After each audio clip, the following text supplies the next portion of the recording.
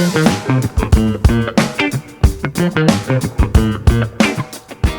everybody, welcome back to another exciting episode of Survival with Fix. We are back here in Perseverance just for a couple minutes here. I need to utilize our brand new fancy clay and mud farm, harvest all this stuff, I have a whole bunch of dirt, and put that back down so it starts going, and then we're going to get into some new building stuff. But since I built this farm, let's utilize it. I'm here in the Boneville Bunker. I think that's what we're going to call it, the Boneville Bunker, because I've been thinking, so last episode I spent a whole ton of time getting mud for the eventual castle of Luminar, and what I need now is, well, I need a lot of wheat in order to make that mud into packed mud, which is a much more building-friendly mud block, obviously, as it has all the building alternatives and stuff, and that's what we're building the castle out of after all. So I'm going to replace all of these potatoes with wheat, because I figure if I'm going to AFK somewhere, AFKing in Steelport, where I have some big wheat farms, doesn't really do anything. It doesn't really help. Oh, shoot. All this stuff's going to despawn. I need to go drop this off. As I was saying, there's no real point in AFKing at Steelport because there's no AFK farms in Steelport. So, like, that would only be getting my wheat and farms to grow. Now, I could do chunk loading. I think I can do that Ender Pearl in, like, Soul Sand, bubbly water column sort of trick. But I would rather do something where I can AFK and get the most bang for my buck during those precious days, since days in this world do matter, right? So if I'm going to AFK for, say, 5 or 6 days while I go to work or sleep or whatever I do at IRL, well, I'd rather do it here where I can get wheat to grow. In addition, I can get all my wool harvesting, I can get an iron farm, and then trade for emeralds. So I'm going to be making a couple small changes to this little area right here. One, you know, can I just mention how much I really despise the villager changes? Like, now it's 45, because I traded once, so now it's 45 emerald. That's ridiculous. Why is it so bad? Why does it go up so much? I don't like it. I don't like this new villager rebalancing system. Go back to the old way. I don't complain very much, but if I want to recure these guys 15 times and get them down to 1 emerald, I should get that ability. I should get that credit. Darn it. I'm traveling because I just had a great idea. Maybe. I think a great idea. I'm going to massively expand my wheat production over here in the Boneville Bunker, and the reason is, you know, I need mud a lot, and if I'm going to be AFKing here, I don't want to just half-ass it. Right now, I have, well, if you count so all my farms are 64 blocks long, and I have 3 sets of 8 times 64 for my wheat right now. Just 3 farms. I think I can do, like, much more than that with my current simulation distance of 4, I believe. I could be wrong, but I think I could. So what I'm going to do is I'm going to head back to Steelport, and I'm going to get some materials. I think we're going to do some pretty big terraforming here. My goodness, I've done some grind. I have done some real hardcore grind here. I mean, I've done so much grind that you can actually see how much wool I have collected since last time. I think I showed that last time. Anyway, I now have, this is old school Minecraft. I mean, this is like 10-year ago Minecraft, but I was just thinking, you know, I usually do manually harvesting farms because I like to do with my fortune hoe to get like more seeds and stuff, but honestly I don't really care that much. So I have this area, it's 1, 2, 3, 4, 5 times 7, so it's 35 rows times 64. And the next thing I'm gonna do, speaking of old school Minecraft, I'm going to Spencer's with water to break it. Just with a lever or a button, I guess. And so yeah, so then we'll just go over here and they'll just drop down, and we're gonna do this for several rows, probably 3 rows. So man, this is a huge project, but I should get so freaking much wheat that it's gonna take me like an hour to replant it all, because you have to do it replanting. I thought about a nano farm, but I just like big sprawling things, and this is pretty darn sprawling, especially when you consider that I'm going to go down levels. So yeah, I have a bunch of shulkers just completely chock full of just the stuff I've cleared for up here, because I'm trying to make it look nice. I actually finished the ceiling, and I believe that this one row of frog lights and this row of frog lights is enough to fully light up all this stuff. So I am going to go return all my stuff back to my base in Steelport and then come back and do some more working. But I have to craft like 2 stacks of dispensers. Is this the longest grind I've ever done? I mean, it's not. It's not. It's can't. But it feels like it because I haven't seen the sun in forever. But I now have officially all 3 layers done and planted. Do I have a way to get up in there? No, I don't. So that's gonna be something I have to deal with.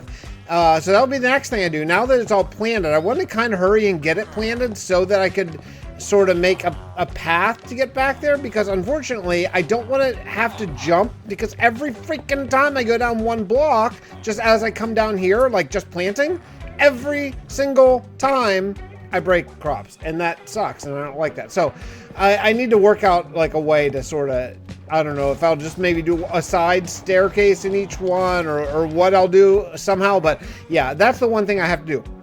And I can't go this way because, as I found out this way, that is my sheep farm. So if I go down 1 block here, I've really got to make this better. I don't, nope, that's the wrong way. As I was saying, if I go over 1 block, then that's where I hit my sheep farm, which is still just like trucking along. So just trucking along, which, you know, that just proves that this is the right place to do this, which is awesome. But because, you know, I'm getting all the wool in here while I have been working. I've not checked this out. In fact, let's see how many bones we've gotten. Okay, I put a poison potato. This was half a stack of bone blocks. So I've gotten, what, almost a row of bone blocks. And I bet over here, oh yeah. Okay, yeah, that's getting close. I have one more thing that I want to do to this farm before we call today a wrap, other than, well, the road that I need. Now, this one's not glassed over because they don't, this is the top, they don't fall, they hit this trap door, and the trap doors stop the water from going over. And so I think this whole thing works, and I do have the redstone wired up. So because I have the redstone wired up, that means I can't press the button because the lowest one, the one way down there, is not nearly grown yet. So I need to wait for the lowest one to grow. I think I'm done with this massive epic project, and I want to give it a run and see. Now I cleared out the chest down the very bottom down there, so I want to flick the lever and see what the total harvest is. And then another stage of this just epic bunker is done. Oh, please work. I didn't test it. I hope it's okay. Oh, here it comes. Oh, man. Goodbye frames, because all 3 are going. I hope. Maybe. I'm not even sure. Oh, it looks like it's moving slow. That's okay. It's just a billion things all flowing down here at once. That's okay. It's so epic. Oh, man. Oh, boy. Oh, boy. The frames are going. They're going bad. It's okay. You only have to do this every once in a while. And actually, I could probably already turn off the water, so let's do that. Oh boy, it takes a lot to get Bedrock to really get framing. Java, like if you wink the wrong way with one eye, it gets a little framing. But okay, all right, it's getting better. Oh, it looks pretty good. It's all flowing off. It's all flowing off the edge. The water's coming down. Oh boy, it's gonna take so long to replant this. I might time how long it takes to replant this, but yikes! Wow, that's awesome. So this is gonna take a while, I'm just realizing, to all filter down because it is just kind of jammed within those hoppers. Like it's actually laying on top of the hoppers, which is not super ideal because it might despawn before stuff gets out. But I did want to show you that I worked out a little path on all 3 levels to actually get around. It's not great. I don't totally love it, but yeah. So if you walk over this way, see all the doors? So there's now all 3 have paths, so you can get in here, replant. Of course, I have no seeds on me right now. This goes all the way up level 1, then you go down here for level 2, and then level 3 is just down 1 more, right down to here.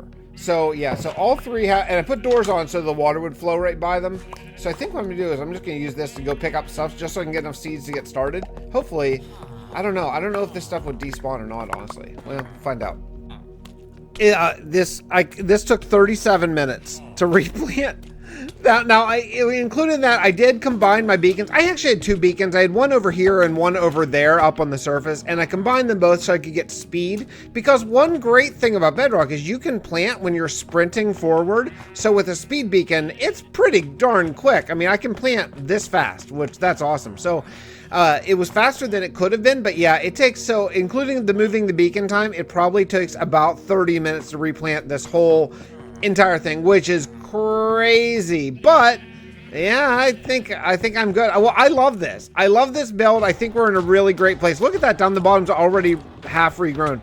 So I'm gonna AFK here just for a little bit while I edit up this video. We'll see how much stuff we get, but I am very hopeful that this AFK bunker is just going to be like just such a great place to AFK. I mean, come on, iron, wool, emeralds, and wheat, and in addition, like carrots, I guess, if I want them, because that's for the emeralds down there. But yeah, all right. Well, anyway, thanks for watching. Let's do the lore segment right now.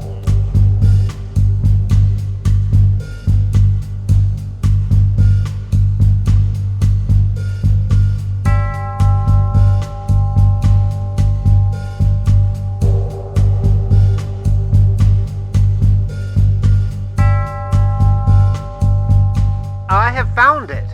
Buried behind a collapsed wall in the old archive vault in Perseverance, past the bedrock threshold, was a door carved not by stonecutter but by time itself. The symbols etched into the lintel were familiar, not because I've seen them, but because Steve must have. The door bore the crest of the 7th watch, 7 stars in a circle, each one incomplete, broken by a single diagonal slash. Inside, I discovered a scroll sealed in glass, still intact. Its name was written in the old script, the Testament of the Last Observer. It is signed not by a king, not by a mage, but one called Arcan Vey, a name lost to every record I could find in New Hope, Steelport, or Gabor. And yet, his words burn with clarity. According to the scroll, the watch began during the first years after the singularity, when the stars realigned into block and pattern. They were not found by survivors, but by witnesses, those aboard the escaping vessel, which escaped not to planets, but into time itself. 7 were chosen to observe the branching paths of fate, to protect the timeline against corruption, intervention, or annihilation. They passed down their knowledge in fragments through stone, song, and eventually, scroll. The scroll confirms what we only suspected. Steve Tepek's spell on day 1700 was not his own. He was guided, coached by quiet voices from within Perseverance. The spell's instructions were passed through generations by descendants of the 7th Watch, hidden among refugees, engineers, and mages who had forgotten their origins but still honored their oath. Tomorrow I will return to Luminar. The Tower of the Echoes is nearly complete, but from what I've read, if it's true, it must not just be built, but it must listen. The watch is fading, but they've waited long enough. I will sound their 7th bell.